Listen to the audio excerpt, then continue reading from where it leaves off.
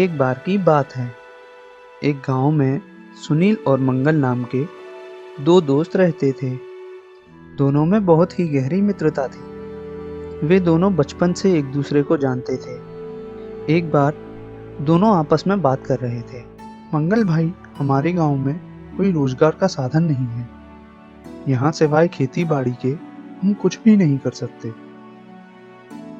हाँ भाई, अब तो महंगाई भी दिन प्रतिदिन बढ़ती जा रही है। यहाँ गुजर बसर करना काफी मुश्किल हो गया है। क्यों ना हम शहर जाकर वहाँ किसी काम की तलाश करें।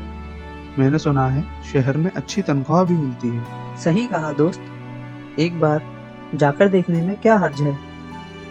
दोनों ने अपने अपने घर पर बताया कि वे शहर नौकरी करने जा रहे हैं और अगले ही दिन वे दोनों शहर के लिए चल दिए। शहर जाने का रास्ता एक घने जंगल से होकर गुजरता था। उस जंगल में शेर, लोमड़ी, जहरीले सांप,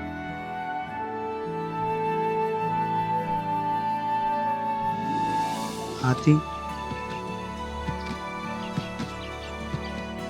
भालू,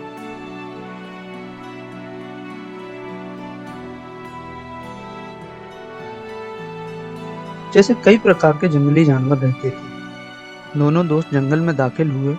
वे डर के मारे धीरे धीरे आगे बढ़ रहे थे। आगे क्या होगा, मुझे बहुत डर लग रहा है। काश इस जंगल के अलावा कोई और भी रास्ता होता। तुम सही कह रहे हो सुनील, लेकिन क्या करें, हमारे पास कोई और चारा भी तो नहीं है। शहर जाने के लिए हमें जंगल पार करना ही होगा। क्या होगा अगर हम किसी मुसीबत में पड़ गए तो? चलो वादा करते हैं कि अगर हम में से कोई भी एक मुसीबत में पड़ गया तो दूसरा भागेगा नहीं और वह संकट में पड़े व्यक्ति की सहायता करेगा। हाँ, मैं तुमसे वादा करता हूँ, अगर तुम मुसीबत में हो तो मैं तुम्हें अकेला नहीं छोड़ूंगा। और दोनों दोस्त आगे चल दिए। अब मुझे डर कम लग रहा है। मुझे लगता है कि अब हम आसानी से जंगल पार कर सकते हैं। कुछ देर चलने के बाद दोनों ने झाड़ियों में कुछ आवाज सुनी और दोनों वहीं रुककर उस आवाज को सुनने लगे। तुम्हें क्या लगता है किसकी आवाज आ रही है?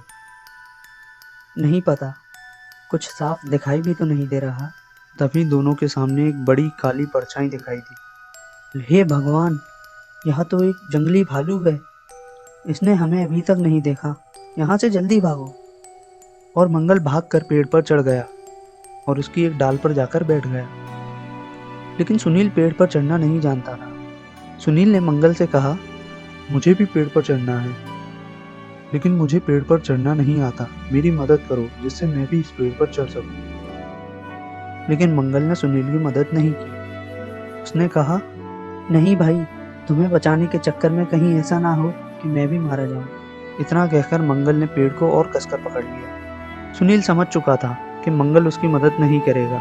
अब जो भी कुछ करना है उसी को करना है। सुनील ने भालू को अपनी तरफ आते हुए देखा और वो जल्दी से जमीन पर लेट गया।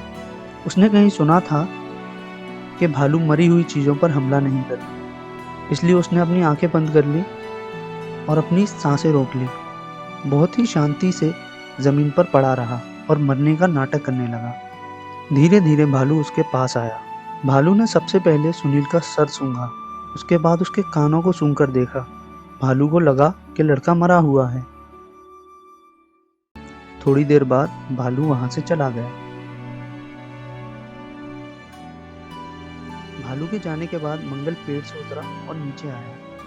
मंगल सुनील से कहता है, क्या तुम ठीक हो? भगवान का शुक्र है, भालू ने तुम्हें कुछ नहीं किया।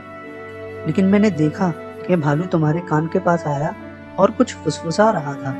भालू आज मुझे बहुत ही बड़ी सीख देकर गया है। उसने कहा कि झूठे दोस्तों से सावधान रहना और ऐसे लोगों से दूर भी रहना। मंगल को अपनी गलती पर पछतावा हुआ और उसने सुनील से माफी मांगी। उसके बाद सुनील ने मंगल से दोस्ती हमेशा के लिए तोड़ दी और वह मंगल को जंगल में अकेला छोड़कर अपने गांव और अपने घर चला आया।